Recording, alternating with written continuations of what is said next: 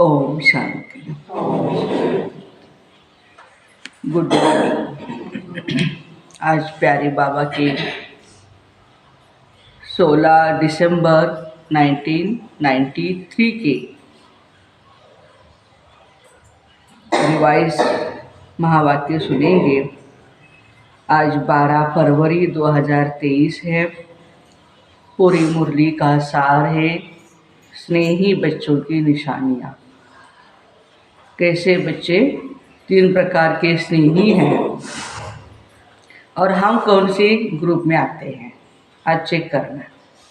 स्नेह करने वाले हैं, स्नेह निभाने वाले हैं या स्नेही में समाने वाले हैं।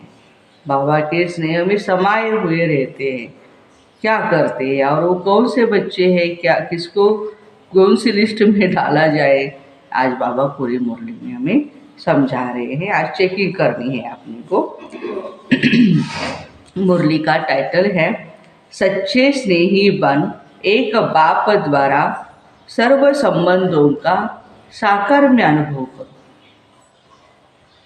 सच्चे स्नेही बन सर्व संबंधों का, जितने भी संबंध है हमारे, सभी संबंधों का हमें साकार में अनुभव करना है। आज विश्व स्नेही बाप दादा अपने अति स्नेही और सदा बाप के साथी सहयोगी आत्माओं को देख रहे हैं। चारों ओर की सर्व ब्राह्मण आत्माएं स्नेही अवश्य है, इसमें पास है सभी बच्चे। स्नेह ने ब्राह्मण जीवन में परिवर्तन किया हुआ है। फिर भी स्नेही 3 प्रकार के हैं। एक स्नेह करने वाले, दूसरे स्नेह निभाने वाले और तीसरे स्नेह में समाये हुए। समाना अर्थात समान बनना। स्नेह करने वाले कभी स्नेह करते हैं, लेकिन करते करते कभी स्नेह टूट भी जाता है, कभी जुट भी जाता है। इसलिए समय प्रति समय स्नेह जोड़ने में पुरुषार्थ करना पड़ता है, क्योंकि बाबा के साथ साथ देखो, सिर्फ स्नेह करने वालों की निशानी क्या है, बाबा के साथ साथ और कहाँ भी स्नेह, कहाँ लगता है स्नेह? किसी व्यक्ति से, चाहे प्रकृति के साधनों से, कहाँ भी संकल्प मात्र भी स्नेह झूठा है तो वो बाप से स्नेह करने वालों की लिस्ट में आ जाएंगे। स्नेह की निशानी है बिना कोई मेहनत के स्नेही के तरफ स्नेह स्वतः ही आ जाता है, मेहनत नहीं करनी पड़ती है। स्नेह करने वाली आत्मा का हर समय, हर स्थिति, हर परिस्थिति में आधार अनुभव होता है। अगर साधनों से स्नेह है तो उस समय बाप से भी ज़्यादा साधन का आधार लेते, अर्थात सहारा अनुभव होता है।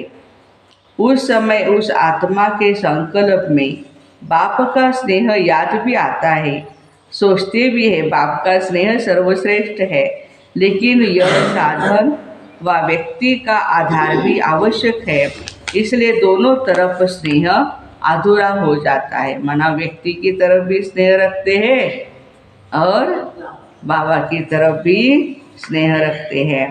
बार बार स्नेह जोड़ना पड़ता है। एक बल, एक भरोसा के बजाय दूसरा भी भरोसा साथ साथ अवश्य होता है। इसलिए बाबा के स्नेह द्वारा जो सर्व प्राप्ति का अनुभव हो, उसके बजाय दूसरे सहारे द्वारा अल्पकाल की प्राप्ति अपने तरफ आकर्षित कर लेती है। इतना आकर्षित करती है जो उसी को ही आवश्यक समझने लगती है। देहधारी का जो आकर्षण है या वस्तु व्यक्ति का वैभव का है, वो भी आवश्यक है समझने लगती आत्मा। लगाव नहीं समझते लेकिन सहारा समझते हैं। इसको कहा जाता है स्नेह करने वाले। दूसरा है स्नेह निभाने वाले। अभी उसकी क्या डेफिनेशन है? स्नेह करते हैं, स्नेह करने के साथ साथ निभाने की भी शक्ति है। निभाना अर्थात स्नेह का रेस्पॉन्स देना, रिटर्न देना। स्नेह का रिटर्न है जो स्नेही बाप बच्चों से श्रेष्ठ आशाएं रखते हैं, वो सर्व आशाएं प्रैक्टिकल में पूर्ण करना। मेरे बाबा की मेरे लिए क्या आशा है वो ध्यान में रखना, फिर उसको पूर्ण करना है। जैसे रोज़ मुरली पढ़नी चाहिए, सुननी चाहिए, सुनते हैं तो ये भी बाबा की स्नेह का हम रिटर्न दे रहे हैं। तो निभाने वाले बहुत करके प्रैक्टिकल में करके दिखाते हैं, लेकिन सदा बाप समान अर्थात समाये हुए वो अनुभूति कभी होती है कभी नहीं। फिर भी निभाने वाले समीप है लेकिन समान नहीं है। निभाने वालों को निभाने के रिटर्न में पदम गुणा हिम्मत और उमंग उत्साह की मदद विशेष बाप द्वारा मिलती रहती है। हाँ, बाबा कहते हैं उन बच्चों को पदम गुणा रिटर्न उनको मिलता है। अभी तीसरे है स्नेह में समाये हुए उन आत्माओं के नयनों में, मुख में, संकल्प में, हर कर्म में सहज और स्वतः स्नेही बाप का साथ सदा ही अनुभव होता है। बाबा उससे जुदा नहीं और वो भी बाबा से जुदा नहीं। हर समय बाबा के स्नेह के रिटर्न में प्राप्त हुई सर्व प्राप्तियों में संपन्न और संतुष्ट रहते हैं। इसलिए और किसी भी प्रकार का सहारा उनको आकर्षित नहीं कर सकता, क्योंकि कोई न कोई अल्पकाल की प्राप्ति की आवश्यकता किसी और को सहारा बनाती है, अर्थात संपूर्ण स्नेह में अंतर डालती है। स्नेह में समाई हुई आत्माएं सदा सर्व प्राप्ति संपन्न होने के कारण सहज ही मेरा तो एक शिव बाबा दूसरा न कोई इस अनुभूति में रहती है। तो स्नेही सभी है लेकिन तीन प्रकार के स्नेही हैं। तो तीन प्रकार के स्नेहियों में अभी अपने आप को चेक करना है। अब अपने से पूछो मैं कौन? अपने को जान सकते हैं ना। स्नेही है तभी स्नेह के कारण ब्राह्मण जीवन में चल रहे हो, लेकिन स्नेह के साथ निभाने की भी शक्ति, इसमें नंबरवार बन जाते। स्नेह के साथ शक्ति भी आवश्यक है। जिसमें स्नेह और शक्ति दोनों का बैलेंस है वही बाप समान बनता है। जिसमें स्नेह और शक्ति दोनों का बैलेंस है वही बाप समान बनता है। तो ऐसे समाई हुई आत्माओं का अनुभव यही होगा। बाबा के स्नेह से दूर होना यह बहुत बड़ा मुश्किल है। तो समाना सहज है, दूर होना क्या है? सहज है या डिफिकल्ट है? बाबा के प्यार से स्नेह से दूर होना हाँ तो मुश्किल है ना, क्योंकि समाई हुई आत्माओं के लिए एक बाप ही संसार है। संसार में आकर्षित करने वाली दो बातें होती है, एक व्यक्ति का संबंध और दूसरा भिन्न भिन्न वैभव व साधनों द्वारा प्राप्ति होना। संसार में ये दो बातें होती है, प्राप्तियाँ भी चाहिए, वैभव वो भी चाहिए, हमारे संबंध भी चाहिए। अच्छा, तो समाई हुई आत्मा के लिए सर्व संबंध के रस का अनुभव, सर्व संबंधों के रस का अनुभव एक बाप द्वारा सदा ही होता है। सर्व प्राप्तियों का आधार एक बाप है, न कि वैभव व साधन। Underline this sentence. सर्व प्राप्तियों का आधार एक बाप ही है, न कोई व्यक्ति है, न कोई साधन है, न वैभव। वैभव व साधन रचना है और बाप रचयिता है। जिसका आधार रचता है उसको रचना द्वारा अल्पकाल के प्राप्ति का स्वप्न मात्र भी संकल्प नहीं हो सकता। बाप दादा को कभी कभी बच्चों की स्थिति को देख बहुत हंसी आती है, क्योंकि आश्चर्य तो नहीं कह सकते, फुल स्टॉप है। चलते चलते बीच को छोड़ते हैं और छोटी छोटी ठाल ठालियों की तरफ आकर्षित हो जाते हैं बच्चे। कोई आत्मा को आधार बनाते हैं। बीके परिवार में भी क्या होता है, अभी लौकिक परिवार में किसी को आधार नहीं बनाया, लेकिन बीके परिवार में भी किसी को आधार बना लेते हैं कि उसके बिना चैन ही नहीं आएगा। तो बाबा कहते हैं कोई साधनों को आधार बनाते हैं, क्योंकि बीज का रंग रूप शोभनिक नहीं होता है। कोई भी बीज हो वो बिल्कुल सिंपल होता है, साधारण होता है, लेकिन जब उससे टालतालियाँ निकलती है, उसको फल फूल लगने लगते हैं तो बढ़िया लगता है। और आकर्षण भी कहाँ है, ऊपर ही है ना, धरनी के ऊपर जो चीज़ें दिखाई देती है। जो बीज है उसका तो कोई आकर्षण नहीं होता है। तो टालतालियों का रंग रूप बड़ा शोभनिक होता है। देहधारी के संबंध का आधार देह भान में सहज अनुभव होता है, और बाप का आधार देह भान से परे होने का अनुभव होता है। देह भान से जब हम परे होने लगते हैं तभी बाबा का अनुभव होता है। देह भान में आने की आदत तो है ही, न चाहते भी हो सकते हैं। इसलिए देहधारी के संबंध का आधार और सहारा सहज अनुभव होता है। समझती भी है ये ठीक नहीं है, फिर भी सहारा बना लेते हैं बच्चे। बाप दादा देख देख मुस्कुराते रहते हैं।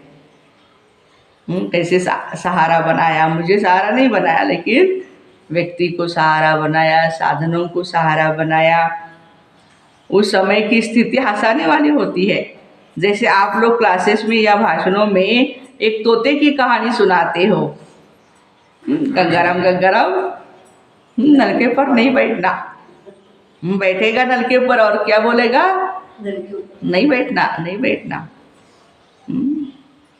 उसको मना किया नलके पर नहीं बैठो, लेकिन बैठा नलके पर और बोल रहा है गंगाराम गंगाराम नलके पर नहीं बैठना। ऐसे बच्चे भी उस समय मन में अपने आप से एक तरफ यही सोचते हैं, मेरा तो एक बाप दूसरा न कोई, बार बार अपने आप से रिपीट करते हैं। लेकिन साथ साथ फिर यही भी सोचते हैं, बाबा स्थूल में कोई सहारा तो चाहिए ना। तो उसी समय भी बहुत हंसी आएगी ना, और उस समय माया भी चांस लेती है, हाँ इसको अभी सहारे की जरूरत है, चलो सहारा दे रहे। अभी वो सहारा देती है या हमें बाबा से दूर करती है, ये तो हमें पता है। तो बुद्धि को ऐसा परिवर्तन करेगी ना, जो झूठा सहारा भी उसको सच्चा सहारा अनुभव होने लगता है। जैसे आजकल झूठा सच्चे से भी अच्छा लगता है। झूठा जेवर पहनने की बात है, वो भी कैसा लगता है, सच्चा सोने का ही है क्या, ऐसे लगता है। ऐसा उस समय रॉन्ग राइट अनुभव होता है। जो रॉन्ग है ही रॉन्ग, और क्या अनुभव होता है, राइट है। तो बाबा कहते हैं, और वो रॉन्ग बात झूठ सहारा उसको पक्का करने के लिए, वह झूठ को सच्चा साबित करने के लिए, जैसे कोई भी कमजोर स्थान होता है तो उसको मजबूत करने के लिए पिलर्स लगाए जाते हैं। तो माया भी कमजोर संकल्प को मजबूत करने के लिए बहुत रॉयल पिलर्स लगाती है। क्या पिलर लगाती है, माया यही संकल्प देती, ऐसा तो होता ही है। कई बड़े बड़े भी ऐसे करते हैं। अच्छा, ऐसे ही चलते हैं या कहते हैं अभी तो हम पुरुषार्थी हैं, संपूर्ण तो नहीं हुए, तो जरूर अभी कोई ना कोई कमी रहेगी ही। देखो माया के संकल्प कैसे आते हैं। आगे चल संपूर्ण बनेंगे, अभी टाइम पड़ा है, आगे चल बनेंगे। ऐसे ऐसे व्यर्थ संकल्प रूपी पिलर्स, बिल्डिंग को पिलर्स लगाते हैं ना, तो ऐसे पिलर्स माया भी क्या करती है, कमजोरी को मजबूत कर देती है। तो ऐसे पिलर्स का आधार कभी नहीं लेना। समय आने पर यह आर्टिफिशियल पिलर्स भी धोखा देते। सर्व संबंधों का सहारा एक बाप सदा रहे, यह अनुभव कम होता है। इस सर्व संबंधों के अनुभव को बढ़ाओ। सर्व संबंधों की अनुभूति कम होने के कारण कहीं न कहीं अल्पकाल का संबंध जुड़ जाता है। स्थूल जीवन में भी स्थूल स्वरूप का सहारा व हर परिस्थिति में स्थूल रूप का सहयोग देने वाला सहारा एक ही हमारा बाप है। यह अनुभव बढ़ाओ। ऐसे नहीं, बाप तो है ही सूक्ष्म में सहयोग देने वाला, निराकार है, आकार है, साकार तो है नहीं, लेकिन हर संबंध को साकार रूप में अनुभव कर सकते हो। ये यही टाइम है, जितने भी संबंधी है हम बाबा के साथ कनेक्ट करें, उसका अनुभव लें। साकार स्वरूप में साथ का अनुभव कर सकते हो। इस अनुभूति को गहराई से समझो और स्वयं को इसमें मजबूत करो, तो व्यक्ति, वैभव, साधन आपको आकर्षित नहीं करेगा। साधनों को निमित्त मात्र कार्य में लाना व साक्षी हो सेवा के प्रति कार्य में लगाना, ऐसी अनुभूति को बढ़ाओ। सहारा नहीं बनाओ, निमित्त मात्र हो, इसको कहा जाता है स्नेह में समाई हुई समान आत्मा। तो अपने से सोचना, मैं कौन। दादियों से मुलाकात है, सदा समाये हुए हैं या याद करने की मेहनत करनी पड़ती है। सिवा एक बाप के कोई दिखाई नहीं देता। जब कहानियाँ सुनते हो तो हंसी आती है ना। कहानी जब तक चलती है तब तक समझ में नहीं आती। जब कहानी समाप्त होती है तो सोचते हैं ये क्या हुआ, मैं थी या और कोई था। ऐसे भी सोचते हैं, क्योंकि उस समय जब माया आती है उस समय परवश होते हैं। तो परवश को अपना होश नहीं होता है। जब अपना होश आता तो फिर आगे बढ़ने का जोश भी आ जाता है। अच्छा, संगठन बढ़ता जा रहा है और बढ़ता ही रहेगा। आप निमित्त आत्माएं ये सब खेल देख हर्षित हो रही हो ना। सभी चल रहे हैं, कोई चल रहा है या कोई उड़ रहा है। आप लोग क्या करते हो, उड़ते उड़ते साथ में औरों को भी उड़ा रहे हो। दादियाँ हमारी खुद भी उड़ती रहती है, औरों को भी उड़ाती रहती है। क्योंकि रहम दिल बाप के रहम दिल आत्माएं बन गए ना, तो रहम आता है ना। घृणा नहीं आती है, लेकिन रहम आता है। और यह रहम ही दिल के प्यार का काम करता है। अच्छा, जो भी चल रहा है अच्छे से अच्छा चल रहा है। अथक वन सेवा कर रहे हैं ना। निमित्त आत्माओं के अथकपन को देख सब में उमंग आता है। पर्सनल मुलाकात है, साधारणता को समाप्त कर विशेषता के संस्कार नेचुरल और नेचर बनाओ। अपने को सदा संगम युग के रूहानी मौजों में रहने वाली अनुभव करते हो। मौजों में रहते हो या कभी कभी मौज में, कभी मूंझने वाले। सदा मौज में रहते हो, क्या हालचाल है। कभी कोई ऐसी परिस्थिति आ जाए व ऐसी कोई परीक्षा आ जाए तो मूझते हो। तो बच्चों ने उत्तर दिया है, हाँ बाबा, थोड़े समय के लिए मूझते हैं। और अच्छा, उस थोड़े टाइम में अगर आपको काल आ जाएगा तो क्या तो हो जाएगा, अंतमति सोगति हो जाएगी। अकाले मृत्यु का तो समय चल रहा है। तो थोड़ा समय भी अगर मौज के बजाय मूझते हैं, उस समय अंतिम घड़ी हो जाए तो अंतमति सोगति क्या होगी। इसलिए सुनते रहते हो ना, सदा एवर रेडी। एवर रेडी का क्या मतलब है? क्या हर घड़ी ऐसे एवर रेडी हो? कोई भी समस्या संपूर्ण बनने में विघ्न रूप नहीं बने। कोई भी समस्या संपूर्ण बनने में विघ्न रूप नहीं बने। अंत अच्छी तो भविष्य भी अच्छा, अंत अच्छी तो भविष्य भी अच्छा। तो एवर रेडी का पाठ इसलिए पढ़ाया जाता, ऐसे नहीं सोचो थोड़ा समय होता है, लेकिन थोड़ा समय भी, एक सेकंड भी धोखा दे देता है। वैसे सोचते ज़्यादा टाइम नहीं चलता, ऐसे 2-4 मिनट चलता है। कुछ व्यर्थ हो या कुछ थोड़ा टाइम चलता है, लेकिन 1 सेकंड भी धोखा देने वाला हो सकता है, तो मिनट की तो बात ही नहीं सोचो। 1 मिनट भी, 1 सेकंड भी धोखा दे सकता है, क्योंकि सब में वैल्यूएबल आत्माएं हो, अमूल्य हो।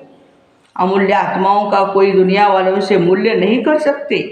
दुनिया वाले तो आप सबको साधारण ही समझते हैं, लेकिन आप साधारण नहीं हो। You are not ordinary, you are special one. विशेष आत्माएं हो। विशेष आत्मा का अर्थ ये है, जो भी कर्म करें, संकल्प करें, बोल बोले, हर बोल हर संकल्प विशेष, साधारण नहीं।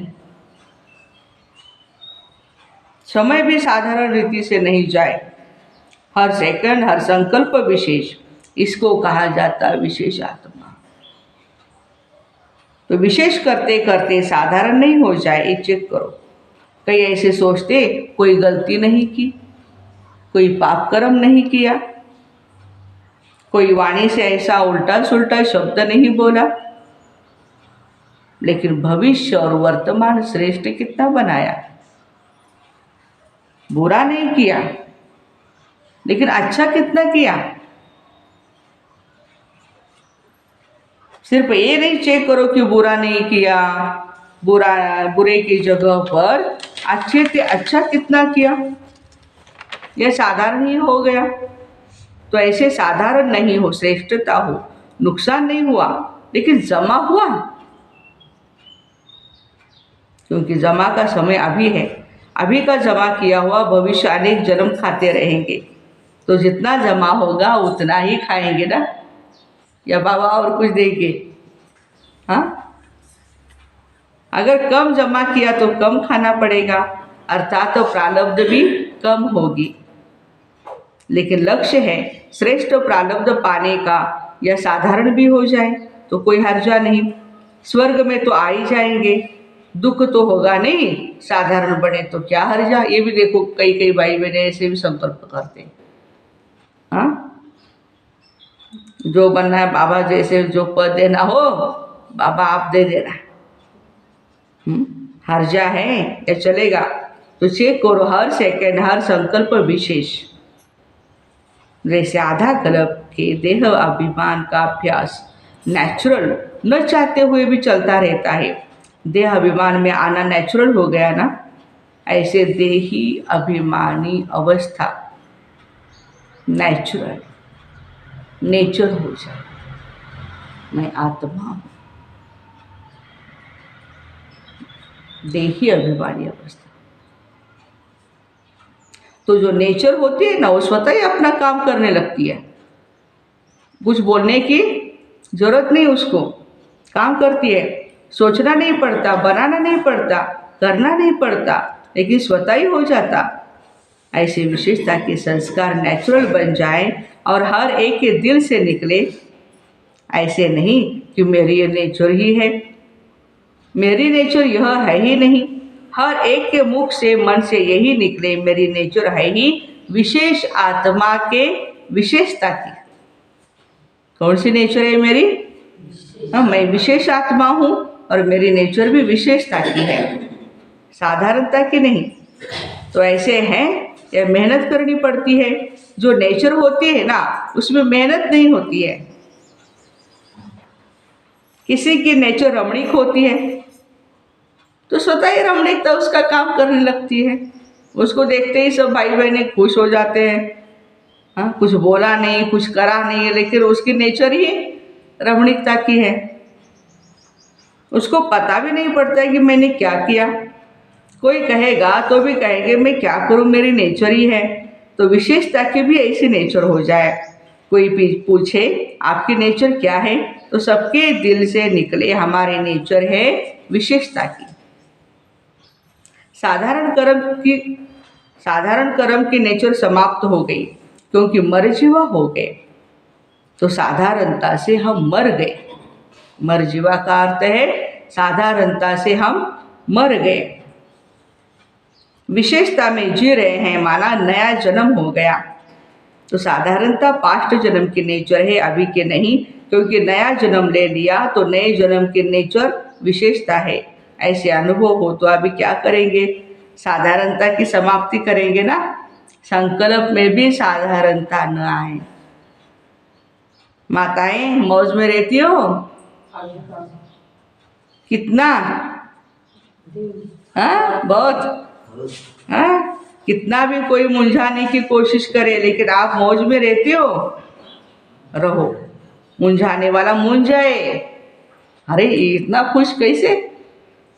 हाँ, लेकिन आप नहीं मुंझो, क्योंकि अज्ञानियों का काम है मुंझाना और ज्ञानियों का काम है मौज में रहना। तो अपना काम करे, आप अपना काम करो, सदा मौज का अनुभव करो, तब तो फलक से कह सकेंगे। होंगे तभी तो कह सकेंगे ना, जो होगा नहीं तो कह भी नहीं सकेगा मौज में हूँ। चैलेंज कर सकते हो, हम मुंझने वाले नहीं लेकिन मौज में रहने वाले विशेष आत्माएं हैं। क्या याद रखेंगे, मौज में रहने वाली विशेष आत्मा है। ऐसी हिम्मत वाली हो ना, हिम्मत वालों को बाबा की मदद स्वतः ही मिलती है।